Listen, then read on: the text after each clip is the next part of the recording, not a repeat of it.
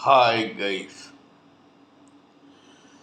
how are you all today morning? Good morning. Today is 22nd November 2023. My name is TSV Raghavan and I live in Chennai, Tamil Nadu, India. This is my spiritual vlog on YouTube. HARDAN, HARDAN, HARDAN, Haribol, TRSV, Nectar, NECTAR, Nectar. The complete name of this vlog is HARDAN, HARDAN, HARDAN, Haribol, TRSV, Nectar, NECTAR, Nectar. In this particular vlog, in all my previous videos, we have been discussing about the knowledge and information that we have gleaned through the study of spiritual books, scriptures, contemplation on the material universe, and meditation on the spiritual universe. This particular video in this vlog is no exception to that rule. In fact, it is a mere continuation of all that we have been doing in all my previous videos. Kindly subscribe to this vlog and press the bell icon so that I may keep reminding you of all my previous, present, and future videos. So let us continue with the topic of discussion for the present video of today. For the past few videos, we have been discussing about the knowledge and information that we have gleaned about the topic of self in every human living entity, whether male or female. We have been trying to analyze in depth this particular term called self, which is perennial for our own spiritual development in this material world.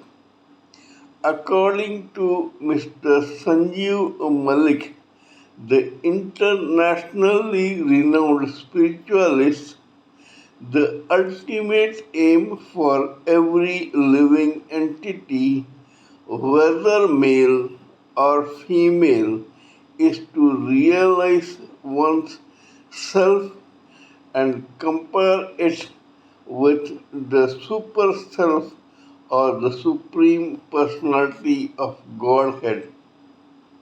In that process, we will know for sure one day that the individual spirit soul, which is cocooned by four layers of material body, thus giving us an identity or false identity as a living entity, is actually spiritually equal to the spirit soul which resides within every one of us and every atom in the universe as the localized Paramatma or super soul as Kshiro Dakasai Vishnu, a plenary expansion of the Supreme Personality of Godhead, Lord Mahavishnu.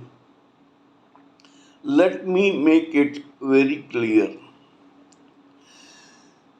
There is a localized Paramatma who is a plenary expansion of the Supreme Personality of Godhead, Mahavishnu. This particular localized Paramatma resides within every atom of every planet in the universe created by Lord Brahma as per Mahavishnu, the Supreme Personality of Godhead's instructions and permissions. That means that there is one Mahavishnu who initially gave a permission to Lord Brahma to create this universe. This universe consists of several planets and heavenly bodies, including comets, etc. The same Mahavishnu, as his plenary expansion called Garbho Dakasai Vishnu, came and occupied every heavenly body in this universe. Further, Brahma created several living and non-living entities within each heavenly body and planet. Mahavishnu, as his further plenary expansion, came and occupied every atom in that planet or heavenly bodies as a localized Paramatma, also known as Super Soul or Kshirodakasai Vishnu. Kshirodakasai Vishnu is the plenary expansion of the Supreme Personality of Godhead, Mahavishnu. It is also termed as the localized Paramatma in every atom in the universe, planets, or heavenly bodies. We, as individual living entities in the universe, are no exception. The same Kshirodakasai Vishnu, also known as localized Paramatma, is residing within each one of us human living entities, whether male or female. This way, we are all one Brahman or similar to each other. It is only our individual spirit soul, the four layers of material body, the karma, the destiny, and the different types of ego that differentiates each one of us from one another. Otherwise, if the four layers of material body and the false ego are removed, then each one of us is qualitatively similar to each other as an individual spirit soul. Not only that, each spirit soul is qualitatively similar to this spirit whole or the super soul in energy and capacity. In other words, every individual spirit soul is equal to the localized Paramatma as far as the qualitative superiority or energy is concerned. In other words, we are all capable of understanding ourselves as an individual spirit soul and find or discover the divinity within us, which is equally present permanently in every Kshirodakasai Vishnu or super soul or the localized Paramatma. This we must realize before proceeding further. To realize this fact, we have to meditate through our third eye, which is situated in the gross body between the two eyebrows and which looks at the universe within every one of us. Once we start meditating on, contemplating on, and living in the universe within, we will find that particular experience far greater, far more pleasurable, and far more fulfilling than the pressure that we derive or the pain that we suffer just because our other two physical eyes look at the universe without. We must all remember this particular fact. The ultimate aim of every living entity is to look within himself or herself into the universe within, find the spirit soul within all of us, the individual spirit soul, and then compare it when we discover the localized Paramatma or super soul within each one of us. This individual spirit soul and the super soul are like two birds which are similar to each other in every way and which are sitting together on the branch of a huge tree. This tree is bearing a fruit, and there are a multitude of such fruit on that particular tree. One bird that is The individual spirit soul is eating those fruits and trying to enjoy the pleasures and pains of eating that fruit. The other bird, that is the super soul, is just watching this individual spirit soul.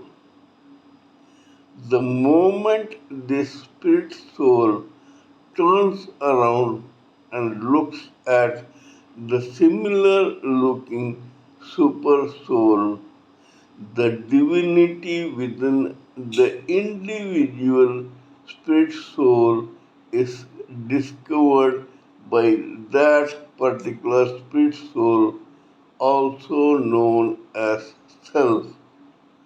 Our own liberation from the chain of repeated births and deaths in this material world, and our final deliverance as evolved individual spirit souls into the Supreme Personality of Godhead begins that very moment.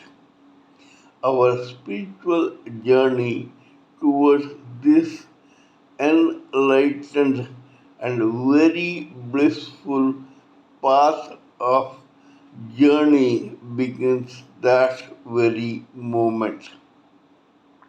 We must always remember this and pray to the Supreme Personality of Godhead that He gives us the wisdom to go into the spirit spark, never to return into this material world and proceed further and further towards our ultimate deliverance into the Supreme Personality of Godhead.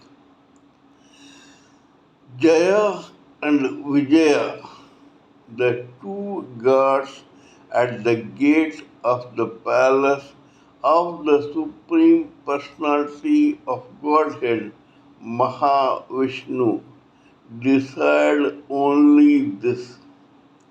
They wanted to be delivered into the Supreme Personality of Godhead. For that, we know that God gave them two choices, either to be born as demons in three births and get slayed by an expansion or incarnation of the Supreme Personality of Godhead, and then before the fourth birth come back to the Supreme Personality of Godhead permanently, or to take seven births as celestial beings and demigods, enjoy the fruits of this universe, and then ultimately get blended into the Supreme Personality of Godhead permanently. These two, Jaya and Vijaya, being of a basic demonic nature, chose to be born in three births as demons and get slayed by an incarnation of the same Supreme Personality of Godhead, Mahavishnu, and then return to Mahavishnu, the Supreme Personality of Godhead, and get blended into Him. In the Satyu period of this Manavantra, these two demons were born as Hiranyaksha and Hiranyakashipa and were slain for the first time by none other than the Supreme Personality of Godhead's incarnation, Narasimha and Varaha. In the second birth, these two took the shape of two well-known demons called Ravana and Kumbhakarna. To slay these two demons, who looked seemingly impossible to kill, Lord Rama, who was an incarnation of Mahavishnu, who was born as the crown prince of the kingdom of Ayodhya, was banished by his own father into this forest for 14 years. Lord Rama was banished into the forest for 14 years, much to the sorrow and chagrin of all, for the mission to ultimately slay these two demons, Jaya and Vijaya, who had come into this world as demons, Ravana and Kumbhakarna. This way, Mahavishnu could have agreed to and fulfilled his promise to Jaya and Vijaya by slaying them in the second birth. We will continue to discuss this particular story in this video.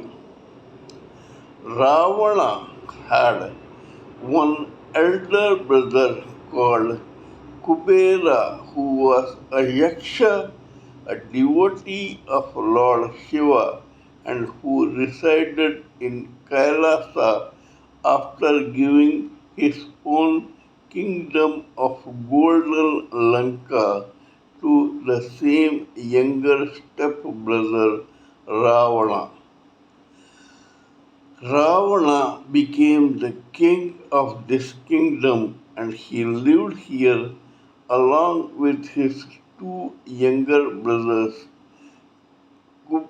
Kumbhakarna and Vibhishana, and his only younger sister, Shurpanakha. Shurpanakha was actually a she demon who belonged to one of the hellish planets called Atala. There are 7 hellish planets: Atala, Vitala, Sutala, Talatala, Mahatala, Rasatala, and Pasala. Shurpanakha belonged to this Atala planet, which is known for its lusty atmosphere that pervades into this particular planet all over. As a result of which, this very sharp featured and very sharp nails, Shurpanakha was quite lusty and voluptuous. She was lustily attractive to everyone who looked at her as an object of lust. Shurpanakha was not only lusty, but she was also married to one person who was equally or far more lustier than Shurpanakha. Both probably belonged to that hellish planet Atala and who had come to live Bhuloka in the heavenly planet. Bhuloka is the lowest among the seven heavenly planets of Bhuloka, Bhuvarloka, Swargaloka, Makaraloka, Jnanaloka, Tapaloka, and Satyaloka. Satyaloka, where Brahma resides, is the highest among the heavenly planets, whereas Vasuki, the king of serpents, lives in the lowest of the hellish planets called Patala. Anyway, Shurpanaka and her lusty husband lived together in the kingdom of her own brother Ravana. Ravana was as ardent a devotee of Lord Shiva as his own elder stepbrother Kubera. Kubera had gone as a resident into Mount Kailasha in Himalayas. Ravana used to meditate on Lord Shiva and within himself in a cave in the same golden Sri Lanka which was his kingdom. Ravana was also supposed to be equally lusty as Shurpanakha. However, despite his evil qualities, Ravana was not only a multifaceted personality with a lot of talent, but he was also quite principled. Shurpanakha's husband was a general in Ravana's army. Being lusty in nature, he tried to usurp the wife of one of the other subordinates or soldiers in that army. Angry with his action, this soldier approached the king Ravana for justice. Ravana immediately set up a court and arrested this general who was his own brother in law, made the necessary inquiries, found that this particular brother in law was actually a culprit and sentenced him to death. This brother in law, the general, was hanged for his crime of trying to usurp the soldier in Ravana's army. Shurpanakha, when he heard about this, got extraordinarily angry and upset at her own elder brother Ravana. Lusty as she and her own husband were, they decided to overlook their individual lustiness and to continue to live as husband and wife despite this evil habit of theirs. But now that lusty husband of Shurpanaka was dead. He had been hanged to death by the elder brother of Shurpanaka, Ravana. Shurpanaka was so angry with Ravana that she wanted to wreak vengeance on Ravana for this evil act or this dastardly and drastic decision from Ravana. We shall continue with this particular episode in my next video. This is all I wanted to say in this particular video. Kindly let me know what you think of my talk on this particular video. Please give me your own expert opinions, thoughts, views, and ideas so that I may blend everything together for the sake of this society. Before concluding, let me remind you that I am also a published author with Amazon Kindle and paperback. I write on spiritualism, fiction, and assorted subjects. Spiritualism happens to be my favorite subject. Till we meet in my next video, it is good morning from TSV Raghavan.